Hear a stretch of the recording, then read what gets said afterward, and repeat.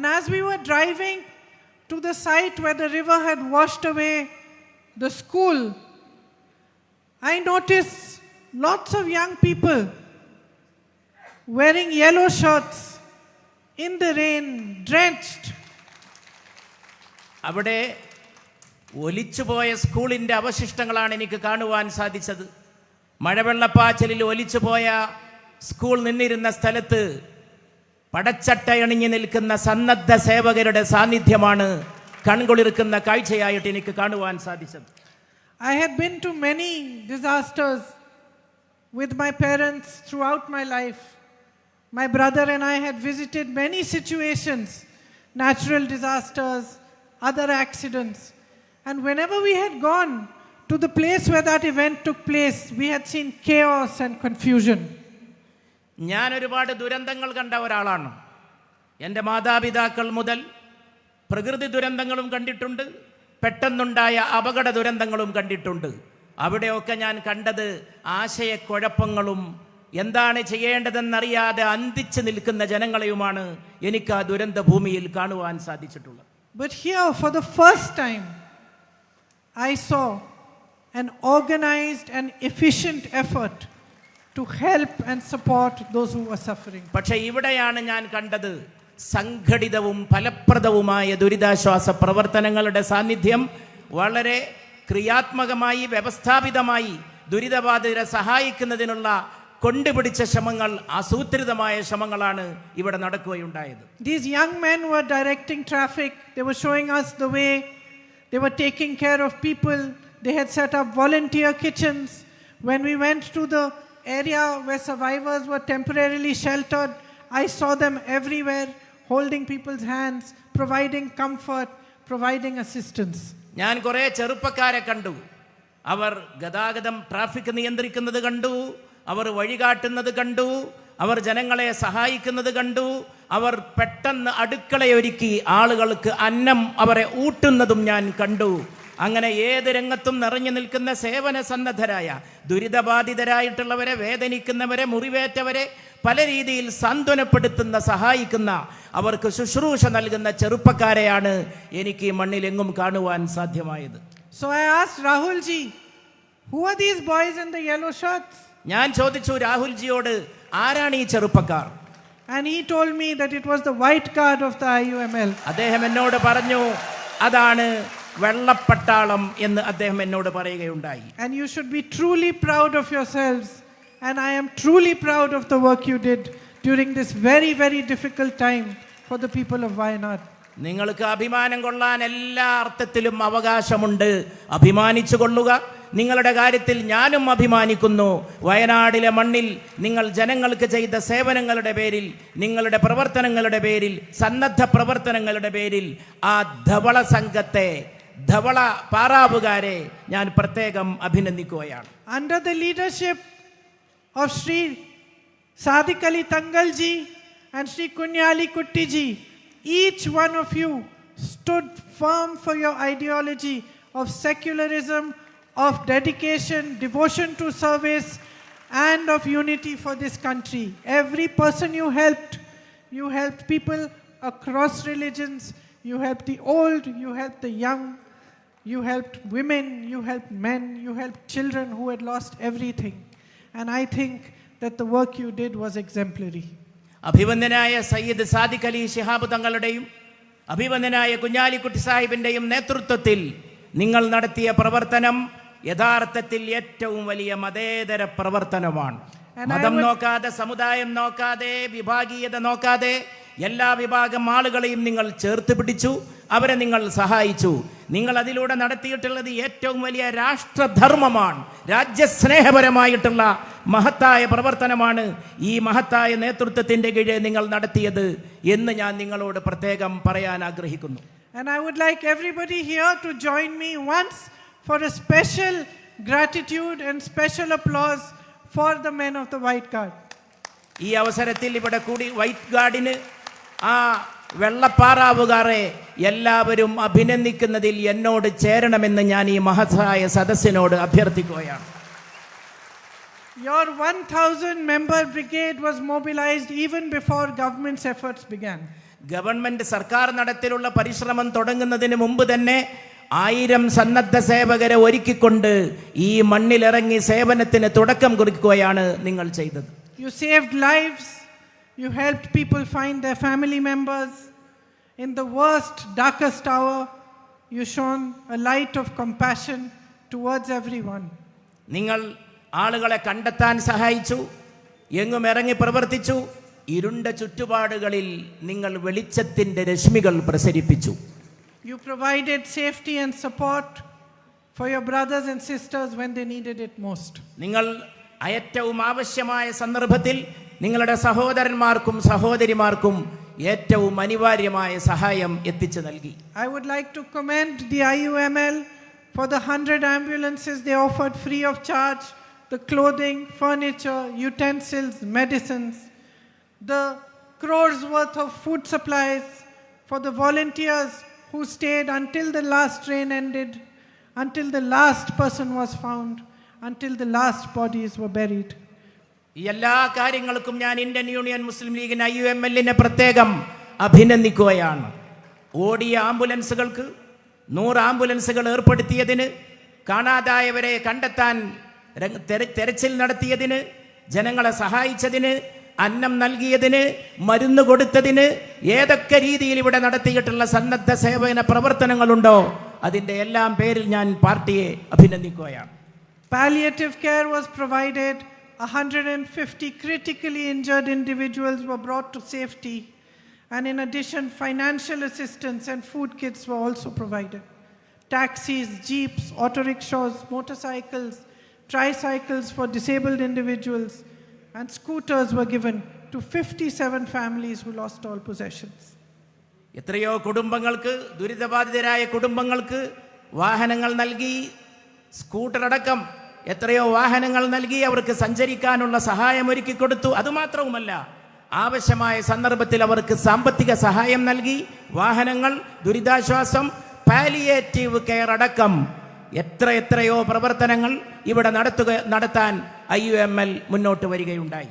I am very, very happy to see that 51 houses here are complete in this very beautiful and scenic location.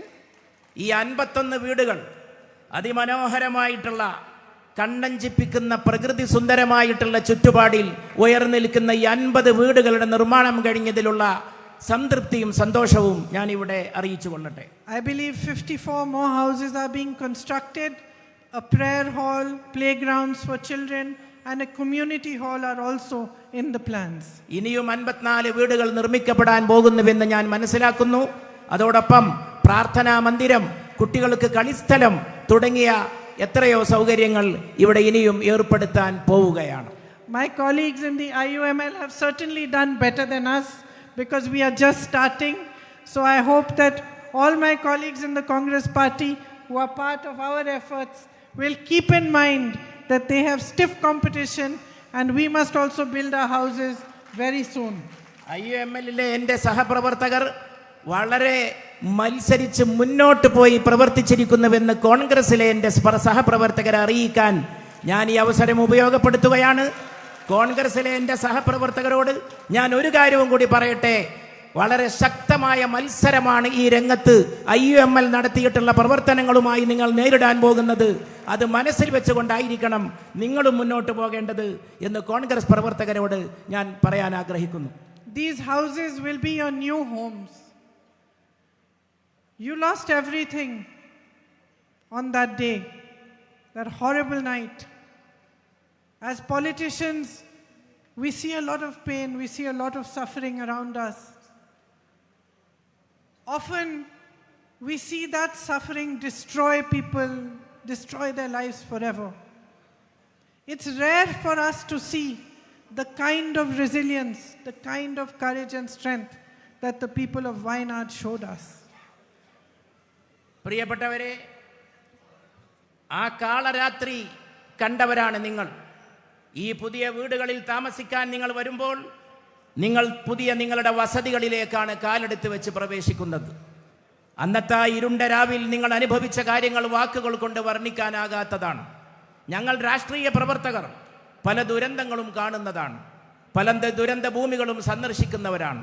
പക്ഷേ അപൂർവമായിട്ട് മാത്രമേ ആ ദുരന്തങ്ങൾക്കുള്ള പരിഹാരം കാണാൻ ഞങ്ങൾക്ക് സാധിക്കാറുള്ളൂ.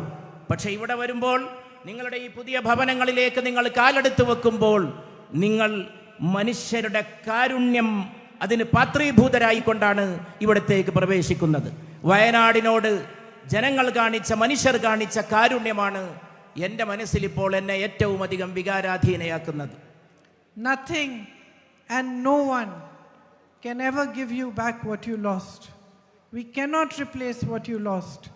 But these houses, which will be your new homes, will hopefully give you some sense of shelter, safety and comfort. And they are our way of trying to say that we are with you and we stand with you throughout your struggle to stand on your feet again, until each one of you has rebuilt a life for yourselves and has been able to move on from this terrible tragedy. നിങ്ങൾ നഷ്ടപ്പെട്ടത് നിങ്ങൾക്ക് തിരിച്ചു തരാൻ ഒന്നുകൊണ്ടും കഴിയില്ല. നഷ്ടപ്പെട്ടത് നിങ്ങൾക്ക് തിരിച്ചു തരാൻ ഈ ഭൂമിയിൽ ആർക്കും സാധിക്കില്ല. പക്ഷേ എങ്കിലും ഇവിടെ നിങ്ങൾക്ക് പാർക്കാൻ ഒരു അഭയസ്ഥാനം ഉണ്ടാക്കി തന്നിരിക്കുന്നുവെന്ന് ആശ്വസിക്കാൻ നമുക്ക് സാധിക്കുന്നുവെന്നതാണ് ഈ അവസരത്തിൽ വലിയൊരു കാര്യം. നഷ്ടപ്പെട്ടതൊന്നും തിരിച്ചു തരാൻ കഴിയില്ലെങ്കിലും ഞങ്ങൾ നിങ്ങളോടൊപ്പമുണ്ട് എന്ന് ദുരിതബാധിതരായ സഹോദരങ്ങളോട് ഈ ഭവന നിർമ്മാണത്തിലൂടെ പറയാനാണ് ഞങ്ങൾക്ക് സാധിച്ചിരിക്കുന്നത്. Today especially, I know that not just in Wayanad, but across Kerala, many of you are extremely worried and concerned about family members who are in the Middle East where war has broken out. യുദ്ധം പൊട്ടിപ്പുറപ്പെട്ട മധ്യപൗരസ്ത്യ ദേശത്തെ ജനങ്ങളുടെ പേരിൽ, സഹോദരങ്ങളുടെ പേരിൽ വയനാട്ടിൽ മാത്രമല്ല കേരളത്തിൽ അങ്ങോളം ഇങ്ങോളമുള്ള ജനങ്ങൾ ഏറെ ഖിന്നരും ദുഃഖിതരും ആശങ്കാകുലരുമാണ് എന്ന വസ്തുതയും ഞാൻ ഈ അവസരത്തിൽ മനസ്സിലാക്കുകയാണ്. The cost of war is always paid by innocent lives. എപ്പോഴും യുദ്ധങ്ങൾക്ക് ഇരയാകുന്നത് നിരപരാധികളായിട്ടുള്ള മനുഷ്യരാണ്. പലപ്പോഴും ഒന്നുമറിയാത്ത ആളുകളെ ബാധിക്കുന്ന കൊലകളും വംശനാശം വരുത്തുന്ന പ്രവർത്തനങ്ങളുമാണ് യുദ്ധങ്ങൾ എപ്പോഴും വിതക്കുന്നത്. And so today all our prayers are being said for those who are there in the Middle East, all the innocent people, especially our own countrymen. And we appeal to the government to provide them safety and shelter as soon as possible, to watch the situation and as soon as possible to bring our family members, the citizens of India, back home to safety.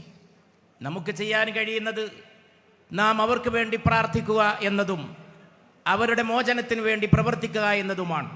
നാം അവർക്ക് വേണ്ടി പ്രാർത്ഥിക്കുന്നു.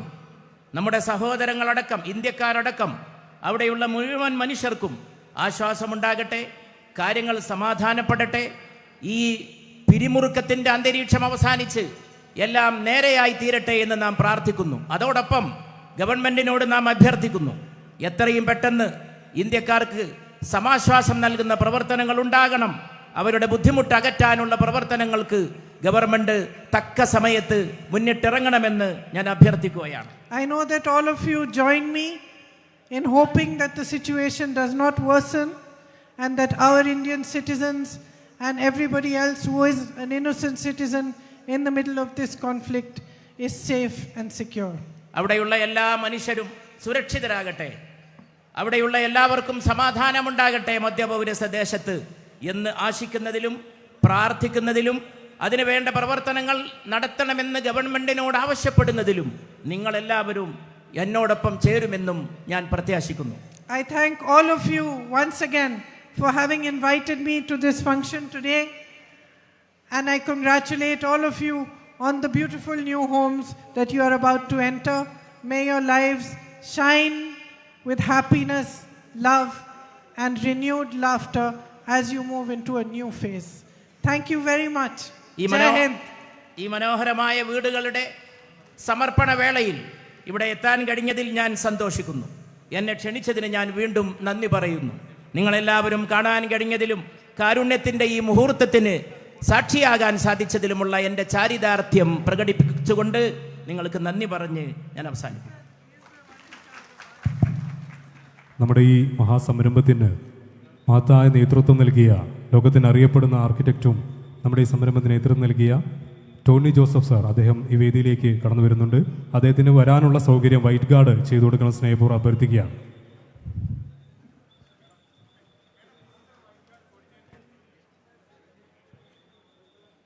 ഞാനെൻ്റെ അധ്യക്ഷ പ്രസംഗം ചെയ്യുന്നില്ല.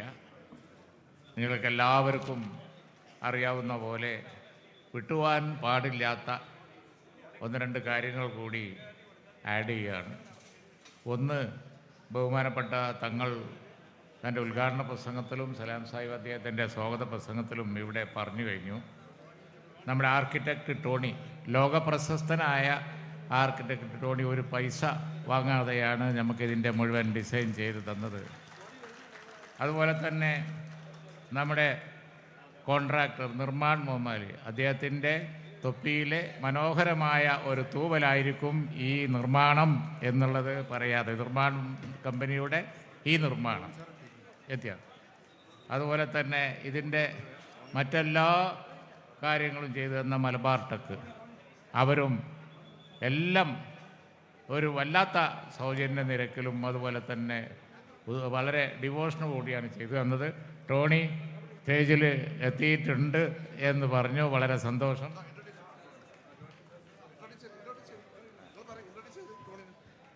Architect ടോണിയെ അറിയാത്തവർ മലയാളികളായി ഉണ്ടാവില്ല, അത്ര പ്രശസ്തനാണ്, ലോക പ്രശസ്തനാണ്. പക്ഷേ അദ്ദേഹം ഈ സ്റ്റേജിലുണ്ട്. അദ്ദേഹത്തെ തങ്ങൾക്ക് ഹസ്തദാനം ചെയ്തുകൊണ്ട് ഇൻട്രൊഡ്യൂസ് ചെയ്യാൻ തങ്ങൾക്ക് ഹസ്തദാനം ചെയ്തത്.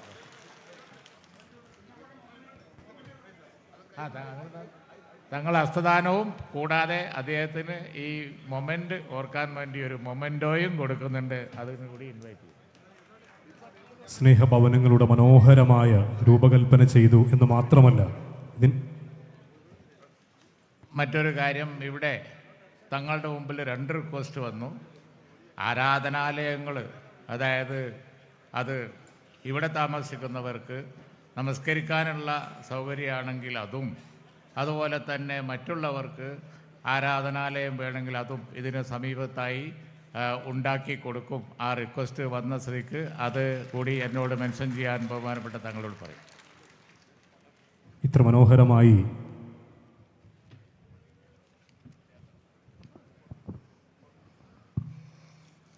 പ്രിയപ്പെട്ടവരെ, വേദിയിരിക്കുന്ന ബഹുമാനായ സാദിഖ് ശിഹാബ് തങ്ങളടക്കമുള്ള, കുഞ്ഞാലി സാഹിബ് അടക്കമുള്ള, നമുക്കൊക്കെ പ്രിയങ്കരനായ ടോണി അടക്കമുള്ള വേദിയിലിരിക്കുന്ന വിശിഷ്ട വ്യക്തിത്വങ്ങളെ, പ്രിയപ്പെട്ട സഹോദരന്മാരെ, പ്രിയപ്പെട്ട സഹോദരിമാരെ, റിപ്പോർട്ട് അവതരിപ്പിക്കുക എന്നുള്ളതാണ് എൻ്റെ കടമ. ഇതിൽ കാണേണ്ടത്, ടോണി, നമ്മൾ ആർക്കിടെക്റ്റ് ടോണി എപ്പോഴും പറയും, 4 ദിവസം മുമ്പ് ഫിറോസിനോട് പറഞ്ഞു, ജിഷാനോടൊക്കെ, ഗിന്നസ് ബുക്കിൽ വരേണ്ട ഒരു നിർമ്മാണ പ്രവർത്തനമാണ് മുസ്ലിം ലീഗിൻ്റെ ഈ ഭവന നിർമ്മാണം എന്നത്. 53,000 സ്ക്വയർ ഫീറ്റ് 4.5 മാസം കൊണ്ടാണ് ഇത് മനോഹരമാക്കിയത് എന്നുള്ള കൂടി നമ്മൾ മനസ്സിലാക്കണം എന്നാണ് എനിക്ക് നിങ്ങളോട് അഭ്യർത്ഥിക്കാനുള്ളത്. ഇതുമായി സഹകരിച്ച എല്ലാവരോടും ഒരുപാട് പ്രയാസങ്ങളും പ്രതിസന്ധികളും ഒക്കെ ഉണ്ടായപ്പോൾ എല്ലാ പാർട്ടിയുടെ കൂടെയും ഞങ്ങളുടെ കൂടെയൊക്കെ നിന്ന് ചേർത്ത് പിടിച്ച് എല്ലാവിധ സഹായ സഹകരണം നൽകിയ എല്ലാവരോടുള്ള നന്ദി രേഖപ്പെടുത്തുകയാണ്. പ്രത്യേകിച്ച് മേപ്പാട് പഞ്ചായത്തിൻ്റെ സെക്രട്ടറി, മേപ്പാട് പഞ്ചായത്തിൻ്റെ അസിസ്റ്റൻ്റ് എഞ്ചിനീയർ, മേപ്പാടി പഞ്ചായത്തിലെ ഉദ്യോഗസ്ഥന്മാർ, KSEBിയിലെ ഉദ്യോഗസ്ഥന്മാർ, അതുപോലെ തന്നെ ജലവിഭവ വകുപ്പിലെ ഉദ്യോഗസ്ഥന്മാർ, അതുപോലെ റവന്യൂ വകുപ്പിലെ ഉദ്യോഗസ്ഥന്മാർ, റവന്യൂ മന്ത്രി അടക്കം നമ്മുടെ നിർമ്മാണ പ്രവർത്തനത്തിന് നമുക്ക് എല്ലാവിധ സഹായങ്ങൾ നൽകിയിട്ടുണ്ട്. അവരോടുള്ള നന്ദി ഞാനിവിടെ രേഖപ്പെടുത്തുകയാണ്. അതുപോലെ തന്നെ നമുക്ക് ഇനിയും ഒരുപാട് മുന്നോട്ട് പോകേണ്ട. തങ്ങളും ബഹുമാനപ്പെട്ട കുഞ്ഞാലി സാഹിബും പറഞ്ഞ പോലെ ആപ്പിൽ പൈസ കയറ്റണം. ഇനി 7 കോടി റുപ്യ ബാക്കിയുള്ളൂ, 18 കോടി കൂടി വേണം. മെയ് 31-ാം തീയതി ഇത് തീർക്കാമെന്ന് പറഞ്ഞതാണ്. നെഞ്ഞ് പടക്കണം എനിക്കുണ്ട്. കാരണം ഇതിന് മുമ്പിൽ നിൽക്കുന്ന ഒരാൾ, നടത്തുന്ന ഒരാളാണ്. അതുകൊണ്ട് എല്ലാവരും നമ്മുടെ കലക്ഷന് വേണ്ടി സജീവമായി രംഗത്തിറങ്ങണമെന്നും കൂടി സാന്ദർഭികമായി അഭ്യർത്ഥിക്കുകയാണ്.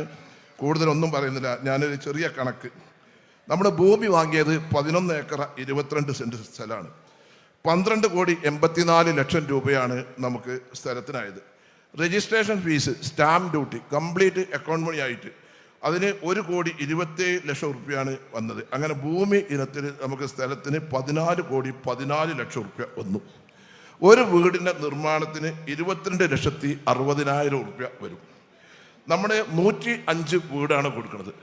6.25 കോടി രൂപയോളം ഇതിൻ്റെ ലാൻഡ്സ്കേപ്പിംഗ്, ഇതിൻ്റെ ഇൻ്റർലോക്ക് റോഡുകൾ, മറ്റുള്ള നിർമ്മാണ